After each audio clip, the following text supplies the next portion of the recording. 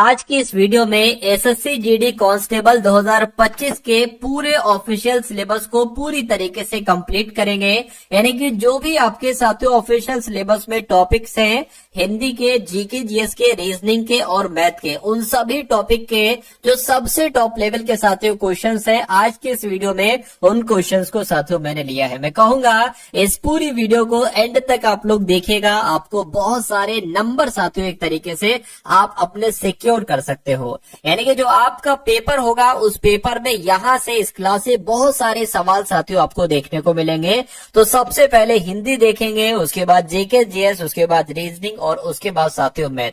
और आज की वीडियो थोड़ी सी खास है आपके लिए, क्योंकि आज की इस वीडियो के पीछे इस पीपीटी को तैयार करने में, इन क्वेश्चंस को निकालने में साथियों काफी मेहनत लगी है। तो मैं कहूंगा इस पूरी वीडियो को अंत तक आप लोग देखिएगा और अपनी तैयारी को साथियों चेक करिएगा कि इन क्वेश्चंस में से कितने क्वेश्चंस आपके बिल्कुल करेक्ट हो पाते। तो पहला सवाल आपकी स्क्रीन पर है, यानी कि जो परिश्रम करते हैं वह सफल होते हैं। अब देखिए यहां पर आपको बताना है, इस पूरे वाक्य में दिक्कत है, ये सही वाक्य नहीं है। ये सही वाक्य क्या ऐसे होगा, जो परिश्रम करते हैं वे सफल होते हैं, ये सही वाक्य होगा, या जो परिश्रम करते हैं, ठीक है, जो सफल होते। देखिए यहां पर तो जो आ गया तो ये गलत वाक्य हो जाएगा।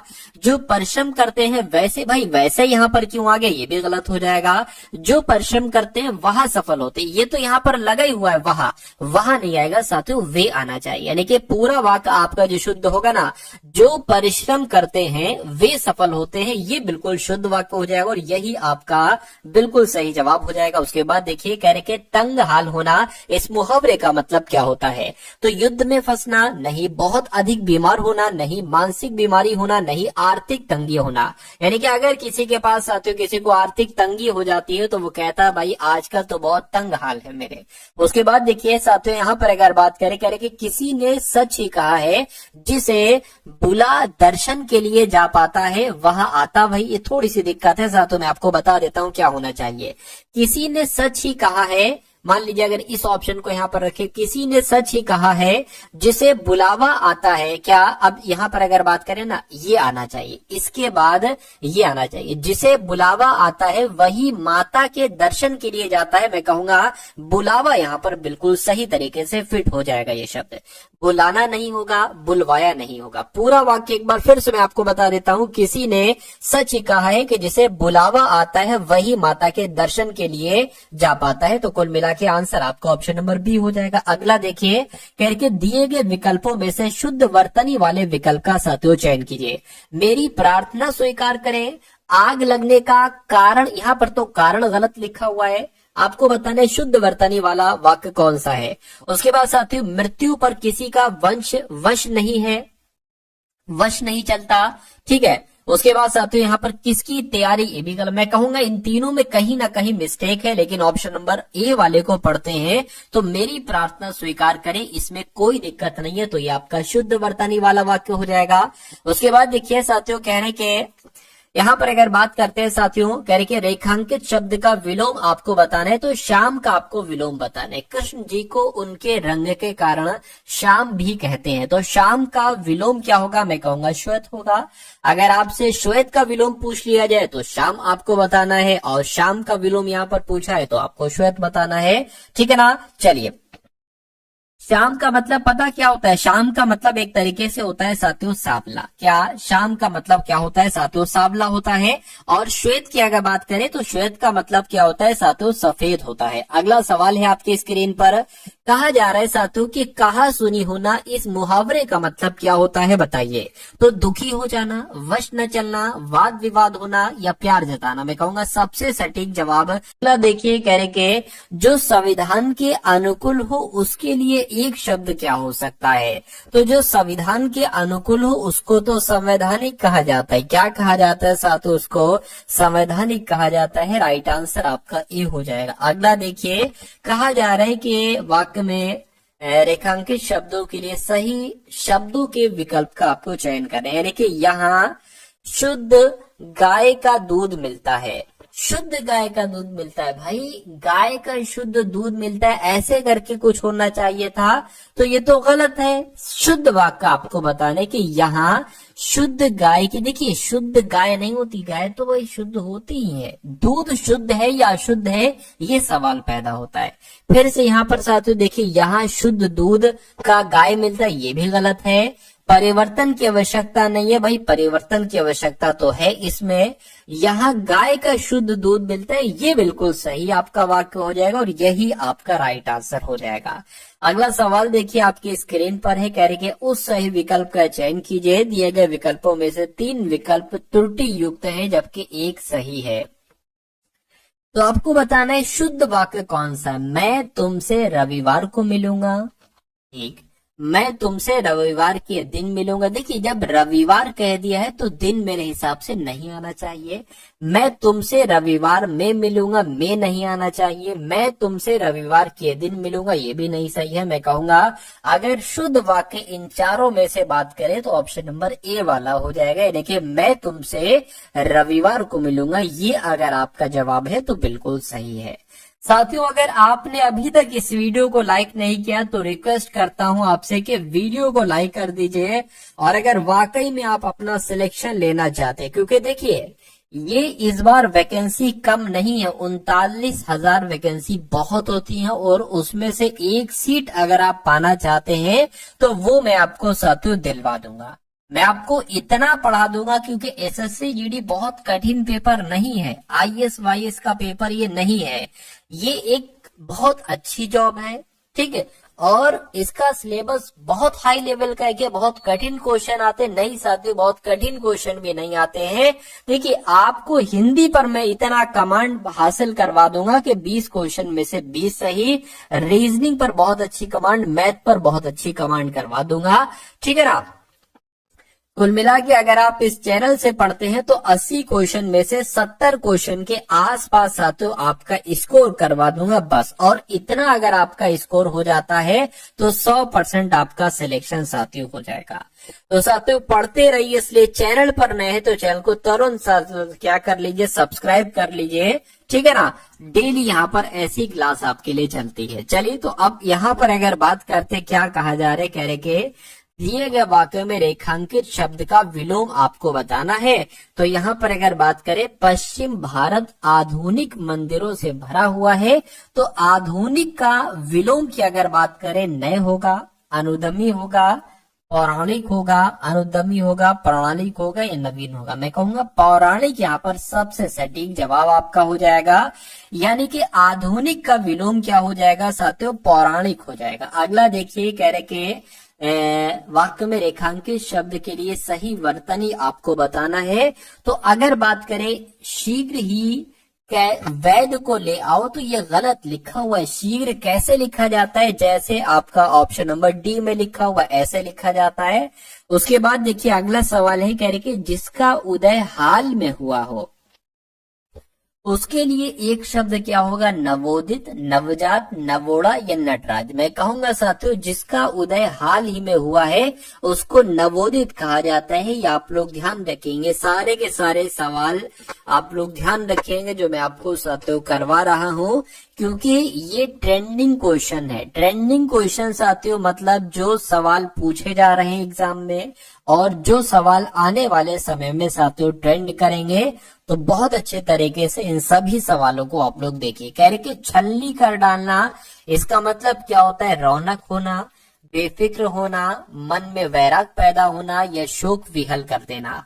मैं कहूंगा आंसर आपका जो जाएगा वो ऑप्शन नंबर डी के साथ जाएगा, छलनी कर डालना यानी कि शोक विहल कर देना। उसके बाद देखिए अगला सवाल साथियों आपकी स्क्रीन पर है, कहा जा रहा है कि वर्तनी आपको बताना है, यानी कि आपसे मिलना तो मेरा सौभाग्य है। अब यहाँ पर सौभाग्य सही थोड़ी ना लिखा गया है। सौभाग्य कैसे लिखा जाता है, ऐसे नहीं साथियों। कैसे लिखा जाता है, जैसे आपका ऑप्शन नंबर 3 में लिखा हुआ ऐसे लिखा जाता है। उसके बाद देखिए कह रहे कि निम्नलिखित प्रश्न में दिए गए विकल्पों में से उस विकल्प का चयन करिए जो दिए गए मुहावरे के अर्थ का सबसे अच्छे तरीके से व्यक्त करता है। यानी कि किताबी कीड़े को क्या कहा जाता है। मतलब किताबी कीड़ा किसको कहा जाता है? हर समय पढ़ाई में लगे रहने वाले को किताबी कीड़ा कहा जाता है। पढ़ाई से दूर भागने वाले को तो नहीं कहते। ऐसा कीड़ा जो दीमक नहीं चाहते हो, उलझन पैदा, ये भी नहीं। मैं कहूंगा हर समय पढ़ाई में लगे रहने वाले को क्या कहा जाता है? भाई ये तो किताबी कीड़ा है, आपने भी सुना होगा। ठीक है, हो सकता है कुछ लोग आपको कहते हो। चलिए अगला सवाल क्या है कि गोस्वामी जी को बुला लाओ। तो रेखांकित शब्द की अगर बात करें साथियों, गोस्वामी जी को बुला लाओ, रेखांकित शब्द का तद्भव शब्द आपको यहाँ पर साथियों बताना है। तो गोस्वामी की बात करें तो ये एक तत्सम शब्द है। इस शब्द का तद्भव शब्द की अगर बात करते हैं तो गुसाई आप लोग यहाँ पर ध्यान रखेंगे। क्या? गुसाई आप लोग यहाँ पर साथियों ध्यान रखेंगे। अगला सवाल है आपकी स्क्रीन पर, यानी कि रेखांकित शब्द का विलोम आपसे यहाँ पर पूछा जा रहा है। तो मुजरिम को जीवन दान दिया, तो जीवन दान का साथियों विलोम आपको यहाँ पर बताना है। तो जीवन दान का विलोम जीवन होगा, कटुकरण होगा, जीवात्मा होगा, मृत्यु दंड होगा। तो मैं कहूंगा क्या होगा साथियों? मृत्यु दंड होगा। यानी कि जीवन दान का विलोम मृत्यु दंड और मृत्यु दंड का विलोम क्या हो जाएगा? जीवन दान हो जाएगा। अगला सवाल आपकी स्क्रीन पर है, कहा जा रहा है कि रेखांकित शब्द का विलोम बताइए। यानी कि अगर बात करें यह समूह अलगाव की राह पर है, तो अलगाव का आपको बताना है विलोम क्या होगा। अलगाव का मतलब क्या? अलगाव का विलोम क्या? समाज होगा, अपूर्ण होगा, निडर होगा या एकीकरण होगा? बताइए।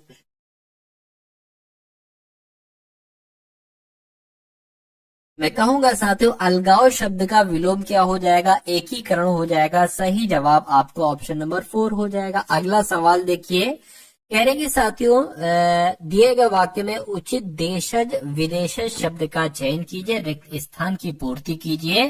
ठीक है,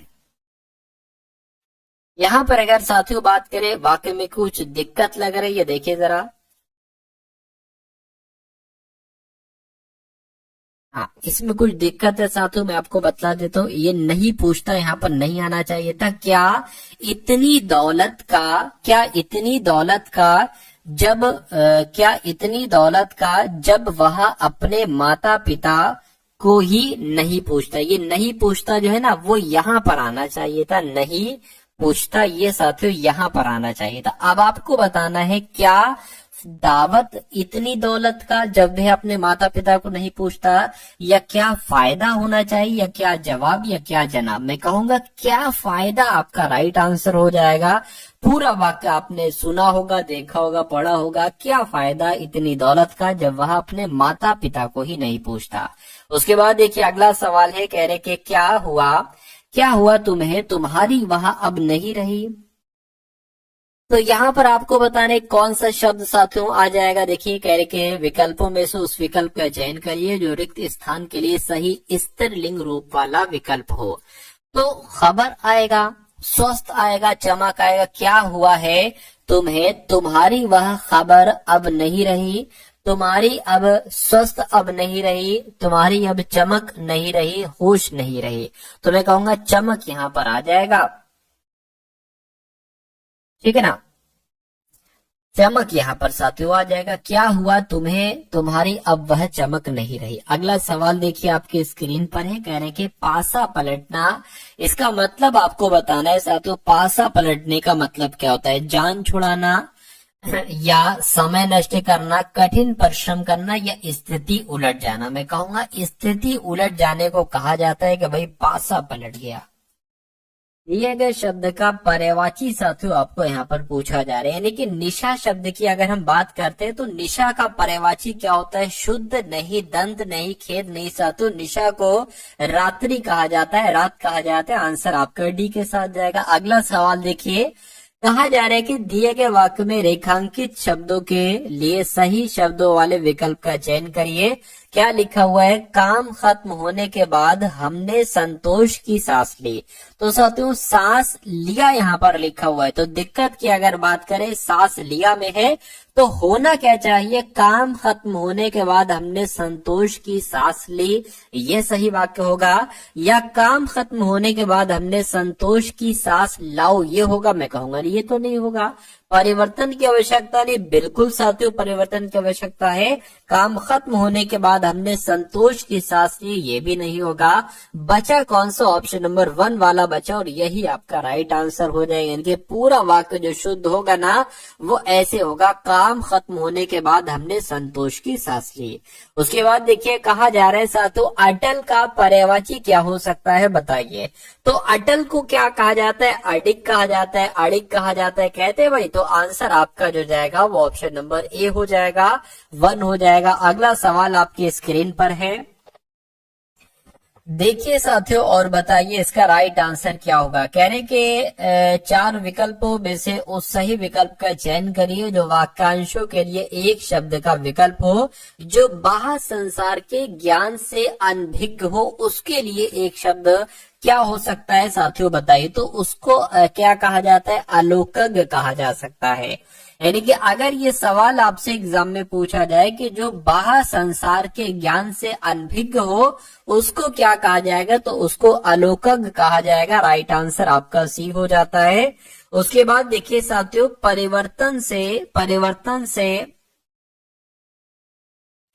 परिवार से उस व्यक्ति के चले जाने की, ठीक है, चले जाने की सदैव बनी रहती। तो आपको बताना है, खाली जगह यहाँ पर है, यहाँ पर कौन सा शब्द आएगा। तो परिवार से उस व्यक्ति के चले जाने की कमी सदैव बनी रहती है, या उभार सदैव बनी रहती है, या कटुता सदैव बनी रहती है, या क्रांति सदैव बनी रहती है। तो मैं कहूंगा इस खाली जगह में ऑप्शन नंबर 1 वाला ये शब्द आ जाएगा, और पूरा वाक्य ऐसे हो जाएगा कि परिवार से उस व्यक्ति के चले जाने की कमी सदैव बनी रहती है। उसके बाद देखिए कह रहे कि जिसकी कोई उपमा ना हो उसके लिए एक शब्द क्या होगा, तो उसको तो अनुपम कहा जाता है, जिसकी कोई उपमा ना हो। अगला सवाल आपकी स्क्रीन पर कह रहे कि हिट रिफ्रेश नामक पुस्तक के लेखक कौन है। तो अब यहाँ पर साथियों आपके सामने जीके के क्वेश्चंस यहाँ पर शुरू हो चुके हैं, ठीक है ना। जीके के क्वेश्चंस को देखेंगे, रीजनिंग और उसके बाद मैथ के क्वेश्चंस को देखेंगे। देखिए भाई कह रहे कि हिट रिफ्रेश नामक पुस्तक के लेखक कौन है, तो सत्य नडेला इनका नाम है, और सत्य नडेला ही हिट रिफ्रेश नामक पुस्तक के लेखक है।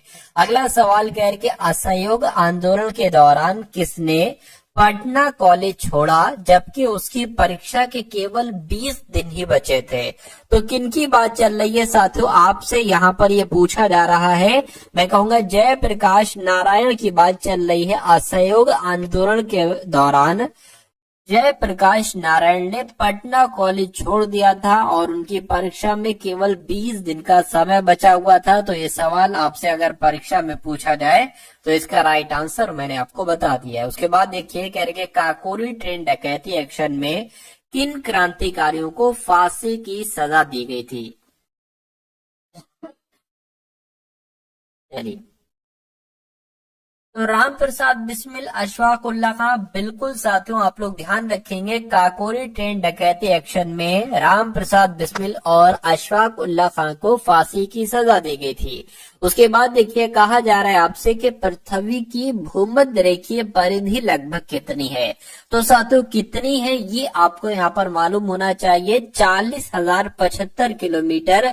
ये क्या है, ये पृथ्वी की भूमध्य रेखीय परिधि है। आंसर आपका सी हो जाता है। उसके बाद देखिए कहा जा रहा है कि 21 मार्च और 23 सितंबर को उच्चतम सूर्य ताप प्राप्त होता है। तो किस पर प्राप्त होता है साथियों, भूमध्य रेखा पर होता है। मैं कहूंगा बिल्कुल, यानी कि 21 मार्च और 23 सितंबर को उच्चतम सूर्य का तापमान होता है भूमध्य रेखा पर होता है, ये आपको याद रखना। उसके बाद देखिए अंतरराष्ट्रीय चावल अनुसंधान संस्थान ये कहाँ पर है, तो ये साथियों मनीला में है। इनका भी आंसर ऑप्शन नंबर डी है। मैं कहूंगा बिल्कुल करेक्ट है, ठीक है ना। साथियों यहाँ पर मैं आपको एक बात बता देना चाहता हूँ कि अभी साथियों ठीक है आपके लिए क्या किया गया, जो हमारी एप्लीकेशन है वहां पर आपके लिए फ्री टेस्ट साथियों डाल दिए गए हैं, ठीक है। अभी आप देखेंगे एक आध दिन में और आपके लिए जो है वो टेस्ट अपलोड किए जाएंगे। उन टेस्ट को साथियों लगाकर, बिल्कुल फ्री टेस्ट है, उन टेस्ट को लगाकर साथियों आपको मालूम पड़ेगा क्या मालूम पड़ेगा कि आपकी तैयारी कितनी हो चुकी है। तो डिस्क्रिप्शन में टारगेट सिलेक्शन एप्लीकेशन का ऐप का लिंक दे दिया गया है, वहां से जाकर उस एप्लीकेशन को डाउनलोड कर लेना और उन फ्री टेस्ट को साथियों जरूर आप लोग लगाइएगा। चलिए तो बढ़ते हैं साथियों अब इस सवाल पर। कह रहे हैं कि विश्व का कॉफी का पोर्ट किसे कहा जाता है। तो विश्व का कॉफी का पोर्ट साथियों किसे कहा जाता है, सेंटोस को कहा जाता है। किसको, सेंटोस को कहा जाता है। उसके बाद देखिए यानी कि भारतीय संविधान का वो कौन सा अनुच्छेद है जो व्यक्ति के विदेश यात्रा के अधिकार को संरक्षण प्रदान करता है। तो किस अनुच्छेद की बात चल रही है साथियों, अनुच्छेद 21 की बात चल रही है। ये आपका राइट आंसर हो जाएगा। भारतीय संविधान के अनुच्छेद 21 के दायरे में क्या नहीं आता है। तो साथियों क्या नहीं आता है, मृत्यु दंड, विदेश यात्रा। देखिए विदेश की यात्रा पर आप जा सकते हैं, ये आपको स्वतंत्रता है अनुच्छेद 21 के तहत। जीवन जीने के अधिकार में भी साथियों आपको स्वतंत्रता है अनुच्छेद 21 के तहत, और अपनी पसंद से विवाह भी आप कर सकते हैं। लेकिन मृत्यु दंड की अगर बात करें तो ये साथियों नहीं है। तो मैं कहूंगा नहीं है, तो यही आपका राइट आंसर हो जाएगा। उसके बाद देख लीजिए अगला सवाल है, कह रहे कि राज्यपाल को विधान परिषद में कितने सदस्यों को मनोनीत करने की शक्ति प्राप्त है। तो मैं कहूंगा क्या कुल सदस्यों की संख्या की 1/6 भाग, 1/10, 1/15 या 1/2 आप लोग ध्यान रखेंगे। 1/6 भाग की अगर बात करें, यानी कि राज्यपाल को विधान परिषद में कितने सदस्यों को मनोनीत करने की शक्ति है। तो कुल मिला के जितने सदस्य होंगे ना, तो उन सदस्य की संख्या की 1/6 भाग कर लोगे तो उतने सदस्यों को मनोनयन किया जा सकता है राज्यपाल के द्वारा। उसके बाद देखिए अगला सवाल है, यानी कि राज्य विधानमंडल के द्वारा पारित कोई विधेयक किसकी अनुमति के पश्चात अधिनियम का स्वरूप धारण करता है। तो किसकी अनुमति के बाद साथियों, राज्यपाल की अनुमति के बाद आप लोग ध्यान रखेंगे अधिनियम का स्वरूप ले लेता है। उसके बाद देखिए निम्नलिखित में से किस अनुच्छेद का समर्थन डॉक्टर भीमराव अंबेडकर के द्वारा इस तर्क पर किया गया था कि इसका प्रयोग अंतिम उपाय के रूप में किया जाएगा। तो किस अनुच्छेद की अगर बात करें तो मैं कहूंगा अनुच्छेद 356 आपका राइट आंसर हो जाएगा। यानी कि अनुच्छेद 356 का समर्थन डॉक्टर भीमराव अंबेडकर के द्वारा इस तर्क पर किया गया था कि इसका प्रयोग अंतिम उपाय के रूप में किया जाएगा। उसके बाद देखिए कहा जा रहा है कि निम्नलिखित में से कौन सा एक भारतीय संविधान के अंतर्गत आपातकाल की उद्घोषणा का आधार नहीं हो सकता है। तो साथियों कौन सा नहीं हो सकता है आपसे पूछा जा रहा है। युद्ध हो सकता है, सशस्त्र विद्रोह हो सकता है, बाह्य आक्रमण हो सकता है, आंतरिक अशांति नहीं हो सकता है। ये आपका इस सवाल का सही जवाब हो जाएगा। उसके बाद देखिए अगला सवाल, कहने के रजत को दीर्घ दृष्टि है, ठीक है, दीर्घ दृष्टि दोष है, उसकी दृष्टि को सही करने के लिए नेत्र विशेषज्ञ उसे किस प्रकार के लेंस की सलाह देगा। अगर दीर्घ दृष्टि दोष है तो साथियों उत्तल लेंस का उसको इस्तेमाल करना चाहिए। राइट आंसर आपका डी हो जाता है। अगला सवाल कह रहे कि आंखों में प्रवेश करने वाले प्रकाश की मात्रा को किसके द्वारा नियंत्रित और विनियमित किया जा सकता है। तो किसके द्वारा साथियों, पुतली आपका यहाँ पर सही जवाब हो जाएगा। ठीक है, चलिए कह रहे कि गुप्त साम्राज्य के निम्नलिखित राजाओं में से कौन सा एक अच्छा वीणा वादक भी था। तो किसकी बात चल रही है साथियों, समुद्रगुप्त। आप लोग ध्यान रखेंगे क्योंकि समुद्रगुप्त एक अच्छा वीणा वादक भी था, इसको वीणा बजाने का शौक था। किस काल को भारतीय इतिहास का स्वर्ण युग कहा जाता है। तो आप लोगों को मालूम होना चाहिए गुप्त काल की अगर बात करते हैं, गुप्त काल को ही साथियों भारतीय इतिहास का स्वर्ण युग कहा जाता है। नेक्स्ट नंबर का सवाल आपकी स्क्रीन पर है साथियों। अब यहाँ पर अगर बात करें तो करंट अफेयर के क्वेश्चंस आप लोग देखेंगे। ठीक है, जारी आईसीसी टेस्ट ऑलराउंडर रैंकिंग में कौन शीर्ष पर रहा है। तो इनका नाम है रविंद्र जडेजा, और ये आईसीसी टेस्ट ऑलराउंडर रैंकिंग में शीर्ष पर रहे हैं। यानी कि आईसीसी ने किस भारतीय खिलाड़ी पर मैच फीस का 20% जुर्माना लगाया है? तो साथियों विराट कोहली पर यह जुर्माना लगाया गया है। आईसीसी ने विराट कोहली पर मैच फीस का 20% का जुर्माना लगा दिया है। उसके बाद देखिए कहा जा रहा है कि बाल्ड ईगल को किस देश का राष्ट्रीय पक्षी बनाया गया है? तो साथियों यूएसए का राष्ट्रीय पक्षी किसे बनाया गया है? बाल्ड ईगल को बनाया गया है, ये भी आपको मालूम होना चाहिए। उसके बाद देखिए कह रहे कि मनिका जैन को किस देश में भारत का राजदूत नियुक्त किया गया है? तो अगर बात करते हैं मालडोवा देश की, तो मालडोवा देश में भारत का राजदूत किसे नियुक्त किया गया है? मनिका जैन को किया गया है। उसके बाद देखिए भारत ने मलेरिया के मामलों में कितने प्रतिशत की कमी हासिल की है? तो भारत ने मलेरिया के मामलों में साथियों तकरीबन 97% की कमी हासिल की है, ये भी आपको याद रखना चाहिए। ये सवाल भी आपके एग्जाम में साथियों पूछा जा सकता है।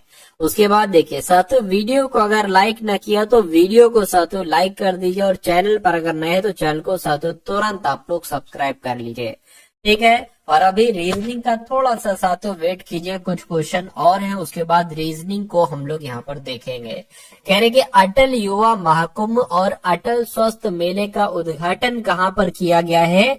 तो साथियों कहाँ पर किया गया है ये आपसे पूछा जा रहा है, फटाफट आप लोग बता दीजिए। तो साथियों लखनऊ में किया गया, उत्तर प्रदेश के लखनऊ में ही अटल युवा महाकुंभ और अटल स्वस्थ मेले का उद्घाटन किया गया है। अगला देखिए कह रहे कि कौन सा देश 2024 में धन प्रेषण का सबसे बड़ा प्राप्तकर्ता बना है? तो किसकी बात चल रही है साथियों? अपने भारत देश की बात चल रही है। 2024 में अपना भारत धन प्रेषण का सबसे बड़ा प्राप्तकर्ता बना है। अगला देखिए साथियों कहा जा रहा है कि किसे वित्त मंत्रालय में राजस्व सचिव नियुक्त किया गया है? तो किसको किया गया है साथियों बताने की कोशिश करेंगे आप सभी लोग। तो इनका नाम है अरुणेश चावला, और अरुणेश चावला को वित्त मंत्रालय में राजस्व सचिव नियुक्त किया गया है। उसके बाद देखिए अमिताभ चटर्जी को किस बैंक का नया प्रबंध निदेशक नियुक्त किया गया है? तो जम्मू और कश्मीर बैंक का प्रबंध निदेशक किसे बनाया गया है? अमिताभ चटर्जी को बनाया गया है। हाल ही में कहा पहली वाइन उत्पादन इकाई की साथियों शुरुआत की गई, आपसे पूछा जा रहा है। तो यहाँ पर अगर बात करें कहाँ पर की गई है? उत्तराखंड में की गई है। राइट आंसर आपका ऑप्शन नंबर सी हो जाएगा। उसके बाद देखिए अगला सवाल है, तो अब यहाँ पर साथियों आपके रीजनिंग के क्वेश्चन शुरू हो चुके हैं। तो सभी के सभी रीजनिंग के क्वेश्चन देखिएगा, और यहाँ से साथियों आपके कई सारे एग्जाम में भी सवाल पूछे जाएंगे। तो पहला सवाल है, कह रहे कि ए से जेड के वर्णमाला अक्षर एक दूसरे के उल्टे क्रम में दर्शाते हैं, यानी कि ए को जेड लिखा जाता है, बी को वाई लिखा जाता है, सी को एक्स लिखा जाता है और डी को डब्ल्यू लिखा जाता है। तो आपको बताना है कि CERTIFIED को क्या लिखा जा सकता है। आपको मालूम होना चाहिए सी को एक्स लिखा गया है, तो साथियों यहाँ पर भी सी है ना, तो साथियों एक्स सबसे पहले आ जाएगा। डी को डब्ल्यू लिखा गया है, तो साथियों क्या आ जाएगा? यहाँ पर डब्ल्यू आ जाएगा। और आप देख रहे हैं कि हर ऑप्शन में सबसे पहले एक्स है और लास्ट में साथियों डब्ल्यू है। मैं आपको कोई चीजें साथियों बता देता हूँ। देखिए एक तो ध्यान रखेंगे लव, ये तो आपको याद रहेगा वर्ड। एल का अपोजिट हो जाएगा ओ, ओ का अपोजिट हो जाएगा एल, वी का अपोजिट हो जाएगा ई, ई का अपोजिट हो जाएगा वी। आपने पी के मूवी तो देखी होगी साथियों, तो पी के ये हो गया, पी का अपोजिट हो जाएगा के और के का अपोजिट हो जाएगा पी। देखिए एम एन आस पास आते हैं तो एम का अपोजिट एन, एन का अपोजिट एम हो जाएगा। उसके अलावा साथियों एक चीज होती है यू एफ, यू का अपोजिट एफ और एफ का अपोजिट क्या हो जाएगा? यहाँ पर यू हो जाएगा। उसके अलावा और ध्यान रखेंगे साथियों शर्ट गेज, क्या साथियों? शर्ट गेज, ठीक है। अब देखिए एस का अपोजिट एच, आई का अपोजिट आर, टी का अपोजिट जी, ए का अपोजिट जेड। अब इसको देखिए करने की कोशिश कीजिए। ई का अपोजिट क्या मैंने आपको बताया? वी, तो यहाँ पर साथियों वी आ जाएगा। आर का अपोजिट मैंने आपको क्या बताया? आर का अपोजिट आई बताया, तो यहाँ पर साथियों आई आ जाएगा। टी की बात करें, टी का अपोजिट मैंने जी बताया, यहाँ पर साथियों जी आ जाएगा। आई का अपोजिट मैंने क्या बताया, आई का अपोजिट आर बताया, तो यहाँ पर आर आ जाएगा। एफ की अगर बात करें, ये एफ का अपोजिट यू बताया, तो साथ में यहाँ पर यू आ जाएगा। उसके बाद एक सेकेंड रुकिए जरा, इसको मैं अभी हटा देता हूं। ठीक है, क्या लिखा है, ठीक है, आई का अपोजिट क्या बताए, आई का अपोजिट साथियों आर बताए, यहाँ पर आर आ जाएगा। ई की बात करें, ई का अपोजिट वी बताया मैंने, और डी का अपोजिट क्या डब्ल्यू हो जाएगा। तो ऐसा कौन से ऑप्शन में लिखा हुआ है साथियों, X V I G R U R V W, मैं कहूंगा ऐसा ऑप्शन नंबर बी में लिखा हुआ है। तो ये क्या होगा, ये आपका साथियों बिल्कुल सही जवाब हो जाएगा। अगला सवाल आपकी स्क्रीन पर, कहा जा रहा है साथियों के वाई बी की माँ है, बी का विवाह सी से हुआ है, और एक्स सी का पिता है, जे एक्स का इकलौता पुत्र है, के जे की इकलौती संतान है। तो बी का जे से क्या संबंध होगा, जो जो कहा जा रहा है वो करते जाइए। बी की माँ वाई है, तो साथियों हम मान लेते हैं यहाँ पर क्या कि बी की माँ कौन हो गई साथियों, बी की माँ वाई हो गई, माइनस लगा दिया, बी की माँ वाई हो गई। उसके बाद कहने के बी का विवाह सी से हुआ है। अभी हमें नहीं पता है कि बी पति है या पत्नी है, बी का विवाह सी से हुआ है, ठीक है। यानी कि एक्स सी का पिता है, यानी कि ये जो एक्स होगा ना साथियों, एक्स ये एक्स होगा ना, ये आपका सी का पिता हो जाएगा। यानी कि बी की माता है वाई, सी का पिता कौन है साथियों, एक्स है यहाँ पर, ठीक है, पिता है तो प्लस लगा दिया हमने, ठीक है। उसके बाद कह रहे हैं कि एक्स का इकलौता पुत्र जे है, एक्स का इकलौता पुत्र, एक्स का इकलौता पुत्र कौन है साथियों, जे है, यानी कि एक्स का इकलौता पुत्र कौन है, जे है। तो मैं कहूंगा ये फिर बेटी होंगी, क्योंकि एक्स का एकमात्र बेटा बताया गया, तो फिर ये कौन हो जाएंगी, ये बेटी हो जाएंगी। मैं कहूंगा अब ये पत्नी हो जाएंगी और ये पति हो जाएंगे। ये बात क्लियर है, ठीक है। अब देखिए उसके बाद लिखा हुआ है जे की इकलौती संतान के है, तो साथियों जे की इकलौती संतान कौन हो जाएगी, जे की इकलौती संतान के हो जाएगी। ये बात भी क्लियर है। कहने के बी का जे से क्या संबंध, यानी कि जे क्या कहेगा बी को, तो जे क्या कहेगा बी को मुझे बताइए। मैं कहूंगा ये तो इसका कौन हो जाएगी, बहन हो जाएगी, और बहन के पति ये हो जाएंगे। तो बहन के पति को क्या कहा जाता है साथियों, जीजा कहा जाता है, राइट आंसर, इसलिए आपका ऑप्शन नंबर डी हो जाएगा। अगला सवाल आपकी स्क्रीन पर कहने के एक है, उसके बाद 2 है, उसके बाद 3 आ गया, उसके बाद 8 है, उसके बाद साथियों 15 है, और उसके बाद आपको बताने क्या आएगा, उसके बाद 105 है, और साथियों फिर 384 है। तो देखिए यहाँ पर अगर बात करें 1 से 2, 2 से 3, 3 से एकदम 8, फिर 8 से एकदम 15, ऐसा क्या है साथियों, फिर 105 से 384, क्या यहाँ पर लॉजिक लगा है, जरा आप देखिए। चलिए देखिए, अगर हम साथियों एक काम करिए साथियों, ऐसा करें कि इस एक की अगर बात करें, एक से 3 बनाया गया है और 3 से 15 बनाया गया, 1 से 3 बनाया गया है और 3 से 15 बनाया गया है। अगर हम इस एक में 3 की गुणा करें तो 3 आ जाएगा। उसी प्रकार 3 में अगर हम साथियों किसकी गुणा करें, 5 की गुणा करें तो 15 आ जाएगा। अब 15 में हम किसकी गुणा करेंगे, 105 आ जाए, तो 15 में अगर हम 7 की गुणा करते हैं तो 105 आ जाएगा। अब इसको देख लीजिए, 2 में साथियों किसकी अगर हम गुणा करें, तो मैं कहूंगा अगर हम 4 की गुणा करते हैं तो क्या आ जाएगा साथियों, इतना आ जाएगा। अब यहाँ पर कितनी साथियों गुणा करें, ये पूछा जा रहा है आपसे। तो यहाँ पर अगर साथियों बात करते हैं हम लोग 6 की गुणा करें, ठीक है। अब देखिए 4, क्योंकि एक एक नंबर छोड़ के यहाँ पर आ रहा है, तो एक एक नंबर छोड़ के यहाँ पर भी आएगा, यानी कि 8 छंग कितने हो जाएंगे साथियों, 8 छंग आपके 48 के 48 यहाँ पर आएगा। एक सेकंड रुकिए, अभी इसकी अगर बात करें, अब एक नंबर छोड़ के, यानी कि यहाँ पर 8 से हमें गुणा कराना पड़ेगी, तो अगर 48 अट्ठे 384 होते हैं। एक सेकेंड,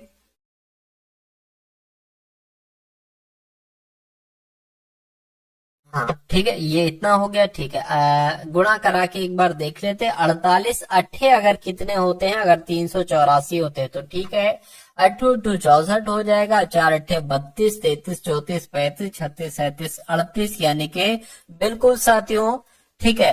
48 अट्ठे 384 आ गया, यानी कि यहाँ पर 48 ही आएगा और 48 ही हमारा बिल्कुल सही जवाब हो जाएगा। उसके बाद देखिए नेक्स्ट नंबर का सवाल है आपकी स्क्रीन पर। क्या इस सवाल में साथियों कहा जा रहा है, इस सवाल को अच्छे तरीके से देखिएगा और आंसर बताने की कोशिश कीजिएगा। यानी कि एक महाविद्यालय में 15 विद्यार्थी इतिहास और मनोविज्ञान दोनों विषयों का अध्ययन करते हैं।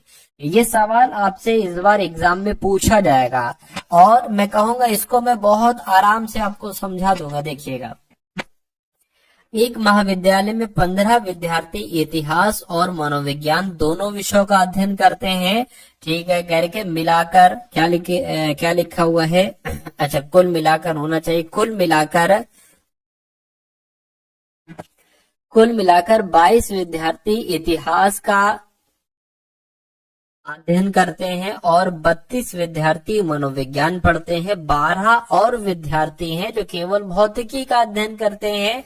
केवल इतिहास और केवल भौतिकी का अध्ययन करने वाले विद्यार्थियों की कुल संख्या क्या है।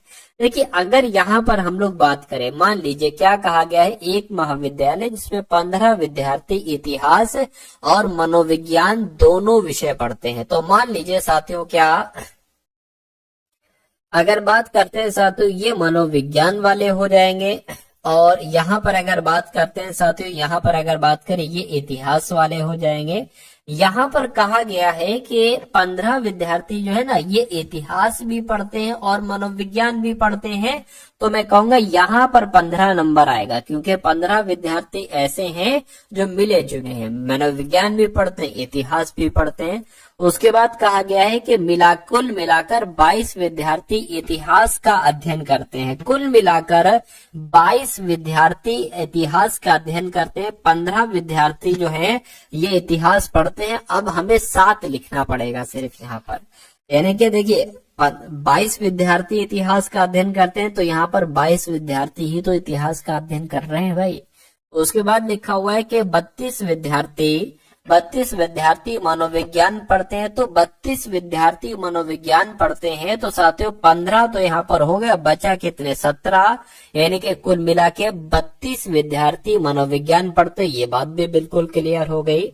उसके बाद कहने के 12 और विद्यार्थी हैं जो केवल भौतिकी का अध्ययन करते हैं। ठीक है, यानी कि भौतिकी की अगर बात करें तो साथियों भौतिकी हम यहाँ पर बना लेते हैं, फिजिक्स। तो क्या कहा जा रहा है कि 12 विद्यार्थी हैं जो केवल भौतिकी पढ़ते हैं। तो साथियों सिर्फ और सिर्फ भौतिकी पढ़ने वाले कितने हैं, 12 विद्यार्थी हैं। यानी कि केवल इतिहास और केवल भौतिकी का अध्ययन करने वाले विद्यार्थियों की कुल संख्या कितनी है। सिर्फ इतिहास पढ़ने वाले विद्यार्थी 7 हैं और साथियों अगर बात करें सिर्फ भौतिकी पढ़ने वाले विद्यार्थी 12 हैं। तो मैं कहूंगा इनका योग 19 बनेगा, यानी कि केवल इतिहास और केवल भौतिकी का अध्ययन करने वाले विद्यार्थियों की कुल संख्या 19 है। तो 19 आपका यहाँ पर क्या होगा, आपका राइट आंसर हो जाएगा। ठीक है ना। चलिए साथियों, उसके बाद देखिए अगले नंबर का सवाल है आपकी स्क्रीन पर। देखिए सवाल को और फटाफट आप लोग यहाँ पर बता दीजिए कि आपका राइट आंसर साथियों क्या हो सकता है। चलिए, यानी कि दिए गए पैटर्न का ध्यान पूर्वक अध्ययन करें और उस संख्या का चयन करें जो इसमें प्रश्न चिन्ह के स्थान पर आ सकती है। चलिए भाई, अब देखिए क्या कहा जा रहा है कि 12, 30, 18, 18, 45, 27, तो 24 और 24 की कैलकुलेशन करके साथियों यहाँ पर क्या आ सकता है, यहाँ पर आपको बताने क्या नंबर आएगा। देखिए अगर हम साथियों यहाँ पर 12, 18 को जोड़ देते हैं तो साथियों हमें 30 मिल जाएगा। ठीक है, उसी प्रकार 18 और 27 को जोड़ देते हैं तो 45 मिल जाएगा। 24 को जोड़ देते तो साथियों 48 मिल जाएगा, यानी कि आपका आंसर क्या होगा, 48 होगा। तो कितना आसान सा क्वेश्चन, लेकिन अगर कोई लॉजिक न निकाल पाए तो ये उसके लिए बहुत कठिन क्वेश्चन हो जाएगा। चलिए, तो ऐसी साथियों प्रैक्टिस अगर आप करते रहेंगे तो आप बहुत अच्छे मुकाम तक पहुंच जाएंगे। रीजनिंग में आपको हर एक कॉन्सेप्ट का सॉल्यूशन साथियों मालूम पड़ जाएगा। इस सवाल की अगर बात करें, कह रहे कि साथियों 70 है पहले, उसके बाद 66 हो गया, उसके बाद 58 हो गया, उसके बाद 46 हो गया और उसके बाद साथियों 30 हो गया। तो आपको बताने कि उसके बाद यहाँ पर क्या नंबर आ सकता है, बताइए। तो यहाँ पर अगर बात करें, देखिए इसमें कितना माइनस करेंगे तो 4 माइनस करेंगे, इसमें कितना माइनस करेंगे, 66 से 58 बनाने के लिए 8 माइनस करेंगे, 58 से 46 बनाने के लिए साथियों 10 और 2 यानी कि -12 करेंगे, 46 से 30 अगर जाना है तो साथियों कितने माइनस करेंगे, 16 माइनस करेंगे। तो यहाँ पर कितने माइनस करना चाहिए, देखिए 4, 8, 12, 16, तो हर बच्चा बता देगा कि 20 हो जाएगा। यानी कि 30 में 20 माइनस करेंगे तो 10 आता है। क्या यहाँ पर 10 ऑप्शन में आएगा? बिल्कुल साथियों 10 ऑप्शन में भी दिख रहा है और 10 ही आपका यहाँ पर सही जवाब हो जाएगा। उसके बाद देखिए अगला सवाल है, 5 व्यक्ति हैं A B C D E एक पंक्ति में पश्चिम की ओर मुंह करके बैठे हुए। ठीक है साथियों, 5 लोग हम यहाँ पर बना लेते हैं और इन सभी का मुंह पश्चिम की तरफ है। 2, 3, 4 और 1 साथियों 5। इनका मुंह किस तरफ है? इस तरफ साथियों इनका मुंह है। ये बात भी आपको ध्यान रखना। उसके बाद कहने के A और B एक साथ बैठे हैं, तो A और B आजू बाजू बैठे होंगे। C दक्षिणी सिरे पर बैठे है, तो दक्षिणी सिरा ये है, उत्तरी सिरा ये है। तो D कहाँ पर बैठा है? D साथियों यहाँ पर बैठा है। और क्या कहा जा रहा है? अच्छा, C दक्षिणी सिरे पर बैठा है। C की अगर बात करते हैं तो C जो है ना, C ये दक्षिणी सिरे पर बैठा है और D उत्तरी सिरे पर बैठा है, यानी कि D साथियों यहाँ पर बैठा है।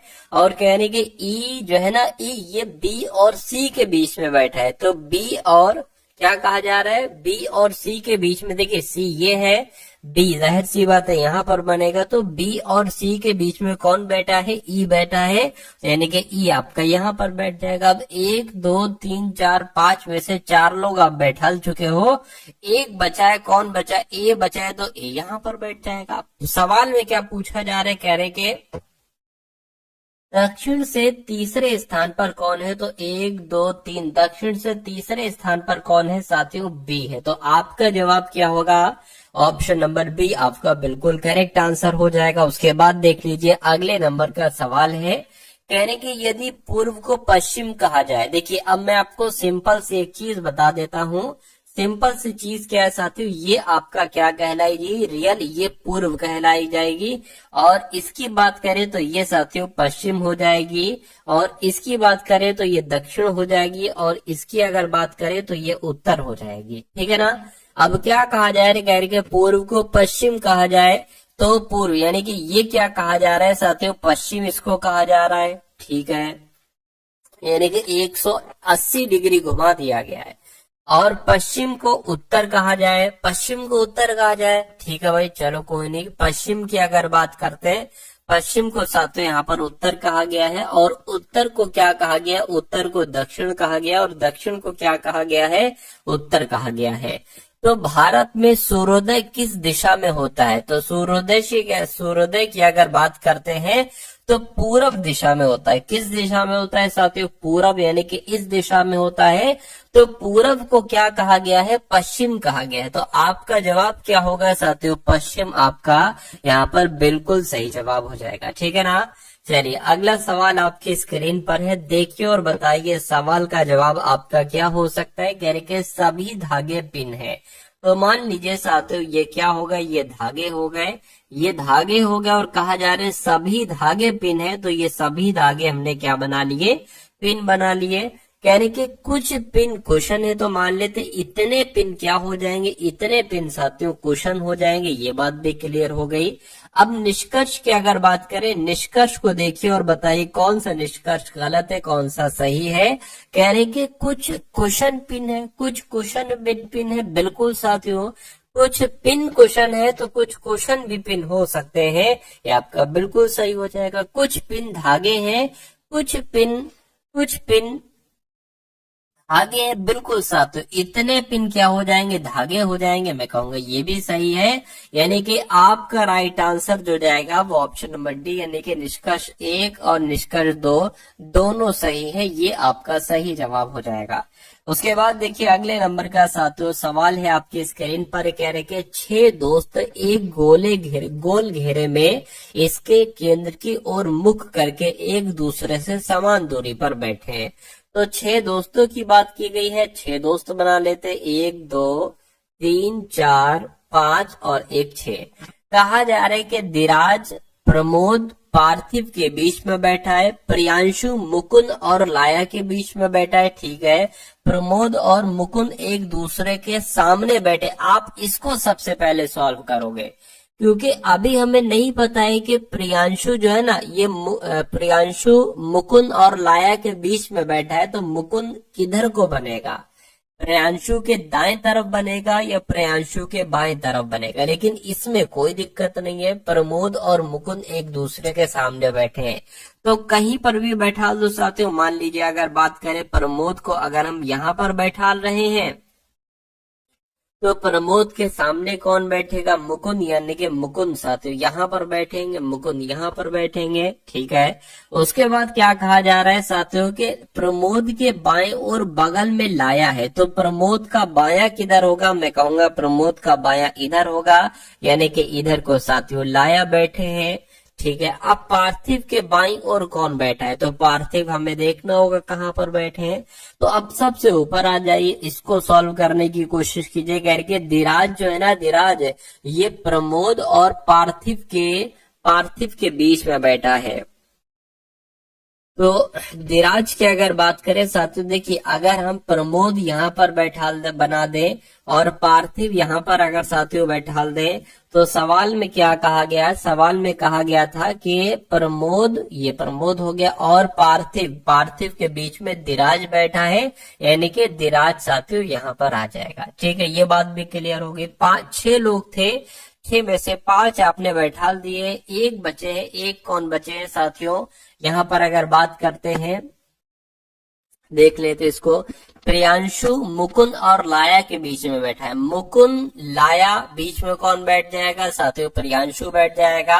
तो कुल मिला के 6 लोग थे, 6 आपने बैठा दिए। पार्थिव के बाईं और बगल में कौन बैठा है, तो पार्थिव किधर है, पार्थिव के बाईं और साथियों बगल में कौन बैठा है, धीराज बैठा है। तो धीराज आपका क्या हो जाएगा, सही जवाब हो जाएगा।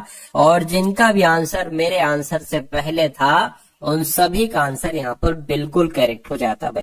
अब उसके बाद देखिए साथियों, यहाँ पर आपके सामने मैथ के क्वेश्चन शुरू हो चुके हैं, तो इन सभी मैथ के क्वेश्चंस को साथियों जरूर देखिएगा। बहुत शानदार कॉन्सेप्ट यहाँ पर इस वीडियो में साथियों मैंने लिए हैं। तो मैथ का साथियों पहला सवाल है, कहा जा रहा है कि किसी संख्या के 40% और उसी संख्या के 30% का अगर डिफरेंस देखा जाता है, अंतर देखा जाता है, तो 70 है, तो वो संख्या बता दीजिए, वो संख्या कौन सी है। देखिए ये सवाल ऑप्शन से भी हो सकता है।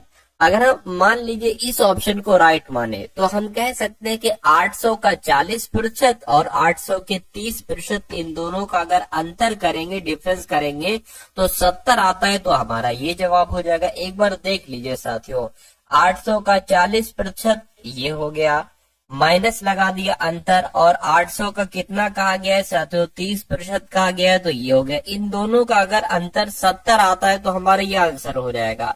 इन 2 जीरो से ये 2 जीरो, इन 2 जीरो से ये 2 जीरो कैंसिल, 8 चौक 32 यानी कि 320, और 8 या 24 साथियों कितना हो जाएगा, मैं कहूंगा क्या 70 इनको माइनस करके आएगा साथियों, नहीं, ठीक है, 80 आएगा।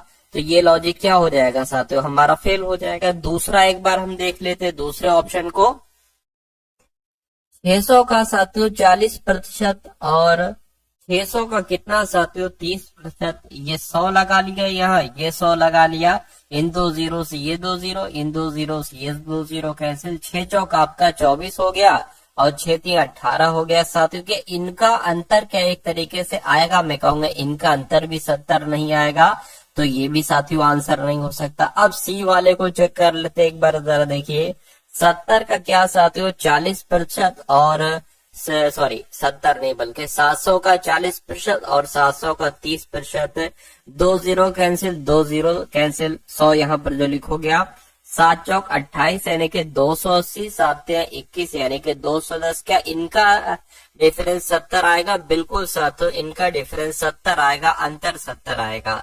तो हमारा जवाब क्या होगा साथियों, ऑप्शन नंबर सी हमारा बिल्कुल सही जवाब हो जाता है। उसके बाद देखिए साथियों, नेक्स्ट नंबर का सवाल है। इस सवाल को बहुत अच्छे तरीके से आप लोग समझिएगा, क्योंकि मेरा मानना है कि ये सवाल आपके एग्जाम में पूछा जा सकता है। कह रहे कि एक कार को 8 दिनों में पूरा करने के लिए 20 व्यक्तियों को लगाया जाता है। ठीक है, कोविड-19 संक्रमण के कारण 4 व्यक्ति 4 दिन के बाद कार छोड़कर चले जाते हैं। ठीक है, कार को पूरा करने के लिए आवश्यक दिनों की कुल संख्या ज्ञात कीजिए। देखिए, अब किसी कार को पूरा करने के लिए 8 दिनों के लिए 20 व्यक्ति लगाए जाते हैं। मैं कहूंगा साथियों, 8 दिन 20 व्यक्ति कार्य करते रहते हैं, तो कुल कार्य कितना होगा? 8 की 20 से करेंगे तो 160, यानी कि ये पता क्या आ गया, ये कुल कार्य आ गया। क्या आ गया साथियों? ये कुल कार्य आ गया, यानी कि इतना कार्य होगा। तभी तो इस कार्य को कंप्लीट करने के लिए 8 दिनों तक 20 व्यक्तियों को लगाएगा, तो वो काम कंप्लीट हो जाएगा। उसके बाद कहा गया है कि कोविड-19 एक बीमारी आ गई, उसकी वजह से 4 व्यक्ति 4 दिन के बाद कार्य छोड़कर चले जाते हैं। तो साथियों, 4 एक तरीके से अगर बात करें, 4 व्यक्ति कार छोड़कर चले जाते हैं। अब 4 दिन में कितना कार्य किया गया? ये तो 8 दिन में किया गया। ठीक है, 20 व्यक्ति वही मान लीजिए 4 दिन तक अगर कार्य करते रहे तो कार्य कितना हो गया? 8 दूना 4 दूना 8, यानी कि 80 कार्य हो गया। 80 कार्य हो गया। अब कितना काम शेष रहा? 160 काम था। 80 काम कर दिया 4 लोगों ने 20 दिन तक। ठीक है, 20 व्यक्तियों ने 4 दिन तक शुरू के, तो अब 80 कार्य ही तो बचा है साथियों, 80 कार्य बचा है। ठीक है ना। अब कहा क्या जा रहा है कि 4 व्यक्ति 4 दिन के बाद कार छोड़कर चले जाते हैं 4 व्यक्ति। तो अब कितने व्यक्ति बचते हैं साथियों? अब आपके 16 व्यक्ति बचते हैं। ठीक है ना। तो क्या पूछा जा रहा है कि अच्छा, दिनों की संख्या पूछी जा रही है। तो साथियों, अब कितना कार बचा है? 80 कार बचा है। ठीक है ना, 80 कार बचा है। और अब लोग इस कार को कितना एक तरीके से करेंगे, कितना करेंगे? तो 16 व्यक्ति करेंगे। ठीक है ना। तो मैं कहूंगा 16 कम 16, 16 पंजे 80, यानी कि 5 दिन का समय लगेगा बचे हुए काम को करने के लिए। और पहले कितना दिन लगाए थे? पहले 4 दिन लगाए थे, और अब शेष काम को 5 दिन में कंप्लीट किया गया है शेष व्यक्तियों के द्वारा। तो कह रहे हैं कि कार्य को पूरा करने के लिए कितने दिनों की जरूरत होगी? मैं कहूंगा 4 दिन इधर लगे, 5 दिन इधर लगे, कुल मिला के 9 दिन की आवश्यकता होगी पूरे कार्य को करने के लिए। तो 9 दिन आपका कहाँ पर है? ऑप्शन नंबर ए में है। तो यही आपका बिल्कुल सही जवाब हो जाएगा। ठीक है ना।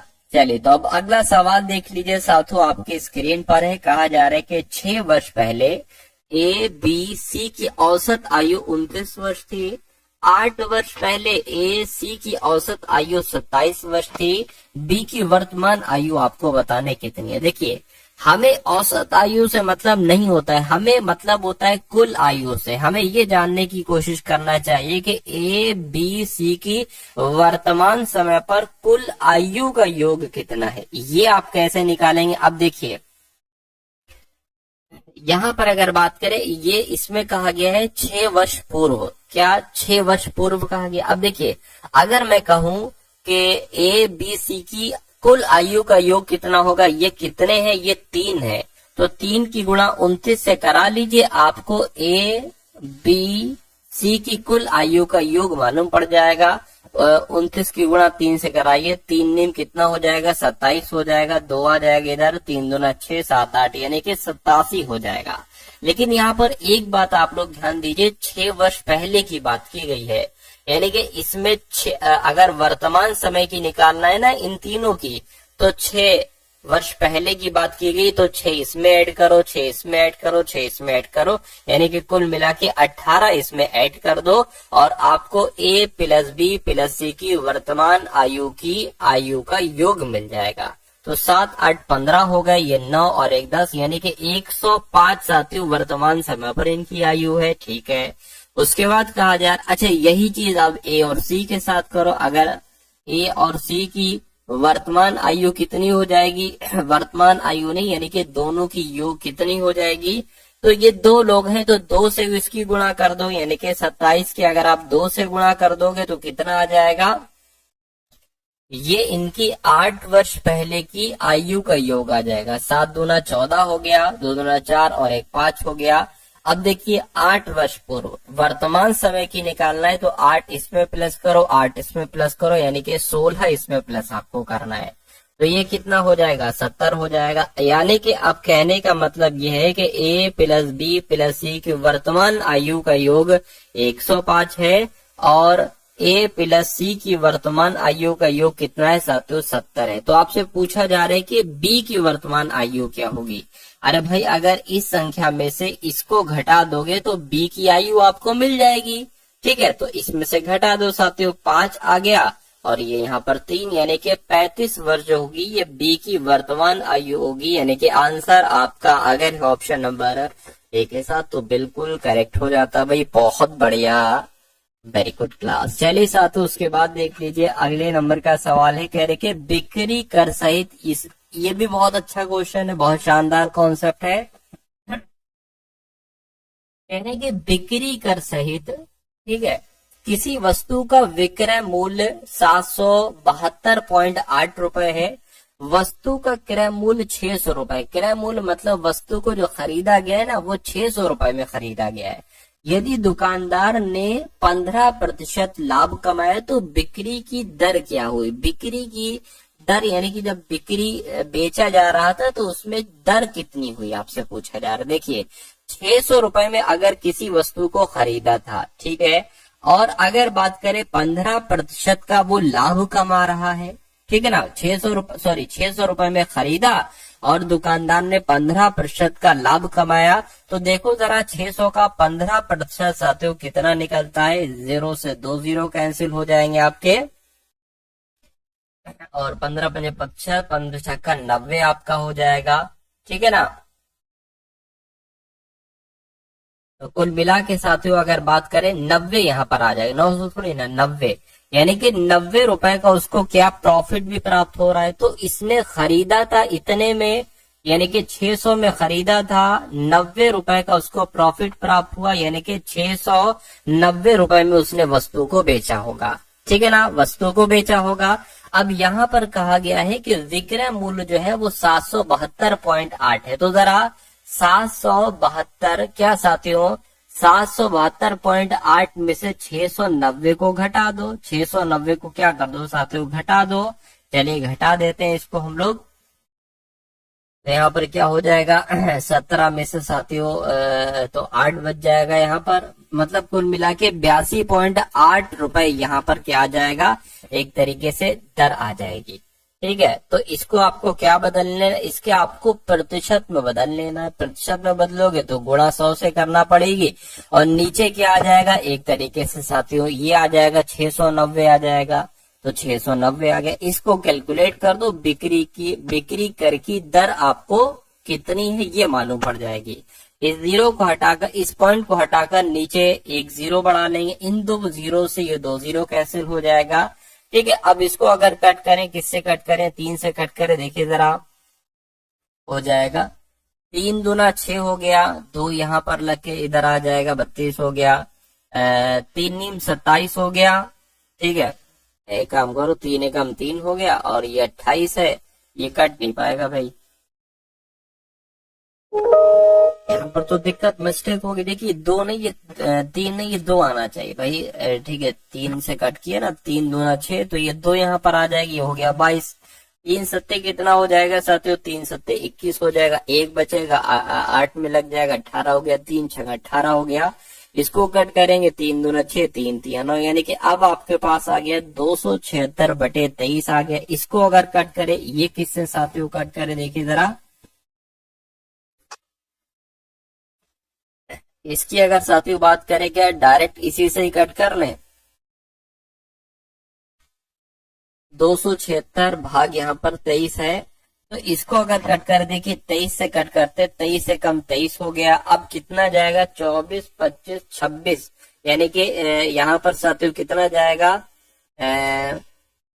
24, 25, 26, 27 4 जाएगा ना, तो ये साथियों अब 46 हो गया। 23 दूना कितना हो जाएगा, 46 हो जाएगा। तो कुल मिला के मैं कहूंगा 12, अगर बात करते हैं 12% आपका सही जवाब हो जाएगा, जो कौन से आंसर में है, जो ऑप्शन नंबर सी वाले में है। तो अगर आपको थोड़ी सी दिक्कत लगी इस सवाल को समझने में, तो दोबारा देखिएगा, मैं कहूंगा आपकी समझ में बहुत आराम से आ जाएगा, बहुत अच्छे तरीके से आ जाएगा।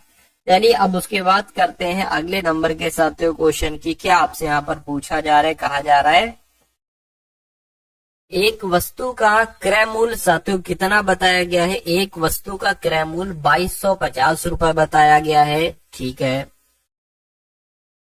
एक वस्तु का क्रय मूल्य 2250, यानी कि किसी वस्तु को 2250 रुपए में खरीदा है, जो अंकित मूल्य से 25% कम है।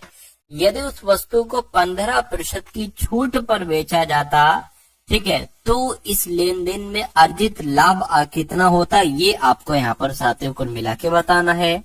चलिए भाई बताइए इसका जवाब क्या हो सकता है। ठीक है, तो इसको देख लेते हैं साथियों। कह रहे एक वस्तु का क्रय मूल्य इतना है, तो क्रय मूल्य को कॉस्ट प्राइस हम लोग लिख सकते हैं, तो इसको साथियों 2250 आप लिख दीजिए। यानी कि जो अंकित मूल्य से 25% कम है, यानी कि अगर अंकित मूल्य की बात करें, अंकित मूल्य का 75% क्या है, अंकित मूल्य का 75% है ये 2250, यानी कि अंकित मूल्य का क्योंकि अंकित मूल्य से 25% कम है ना, तो अंकित मूल्य का 75% तो होगा साथियों क्रय मूल्य, जो कि 2250 है। इतनी बात क्लियर है, क्लियर है साथियों, तो बहुत अच्छी बात है। अब उसके बाद देखिए इसको अब कैलकुलेट करेंगे ना, तो अंकित मूल्य आपको मालूम पड़ जाएगी। ये 2 जीरो इधर आ जाएंगे और ये 75 साथियों नीचे आ जाएगा, और ये चीज यहाँ से गायब हो जाएगी। अब इसको एक तरीके से कट करें, तो 5 से कट करें, 5 से कम 5 हो जाएगा, 5 पंजे 25 हो जाएगा। ठीक है, 5 चौक 20 हो गया, 5 पंजे 25 हो गया, 0 0 0 लग गया।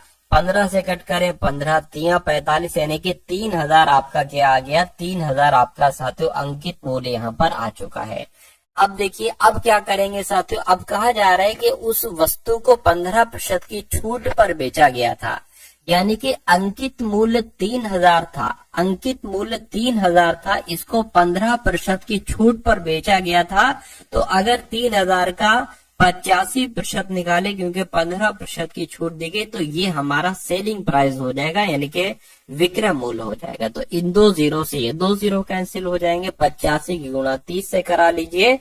चलिए कोई दिक्कत नहीं है, 5 3 15 हो जाएगा, 8 3 24 25 हो जाएगा, यानी कि मैं कहूंगा सेलिंग प्राइस कितना हो जाएगा साथियों, 2550 हो जाएगा।